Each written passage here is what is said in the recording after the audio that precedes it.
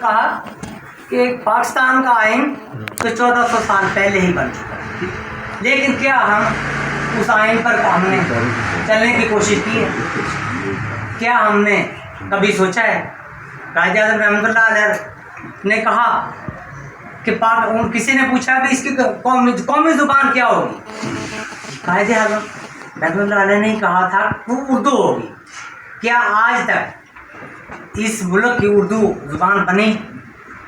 اگر نہیں بنی تو جاگو تحریک والے بھی اس کے مجرم ہیں، ہم بھی مجرم ہیں، آپ سب مجرم ہیں اس کے۔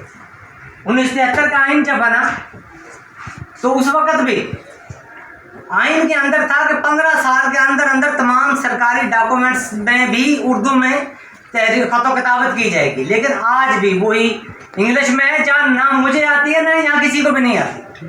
وہ جھوٹی موٹی جو ہے نا، اب ABCD وہاں پہ ساری عمر ہماری پڑھتے گزر جاتی ہے، لیکن ہم وہ بیوروکریسی کے چکر میں پڑے ہوئے ہیں۔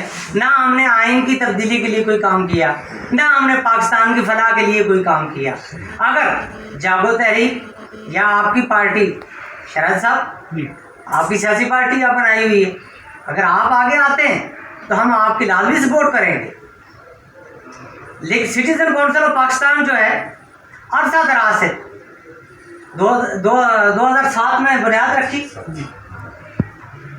ہم نے سینکڑوں پروگرام، سینکڑوں سیمینار کیے۔ آج کا ڈپٹی اسپیکر جو تھا یہ قاسم سوری بھی ہمارے پروگرام میں آیا ہوا تھا،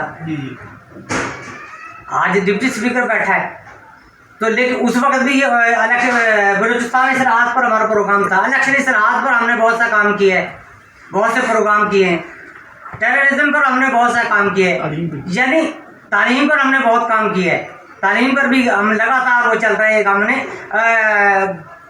ہم نے وہ کمیٹیاں بنائی ہوئی تھی اور ابھی بنائی ہوئی ہیں۔ قیوم نظامی صاحب آپ کی جاگو تحریک کے چیئرمین جو ہیں وہ بھی ہماری کمیٹی کے سربراہ ہیں۔ کون سی لا کی کمیٹی کون سی ہے جی؟ وہ جس کے سربراہ ہیں، میں نے بھی آپ کے ساری اجلاس اٹینڈ کیے ہیں۔ ہاں جی، تو ہم آلریڈی کام سٹیزن کونسل آف پاکستان کام کر رہی ہے، اور آپ دوستوں کا ہمیں تعاون چاہیے، آپ ہماری مدد کریں، ہم آپ کی مدد کریں۔ بہت شکریہ، ویری گڈ، ویری بالکل باتیں بنتے ہیں، بہت شکریہ، بالکل صحیح۔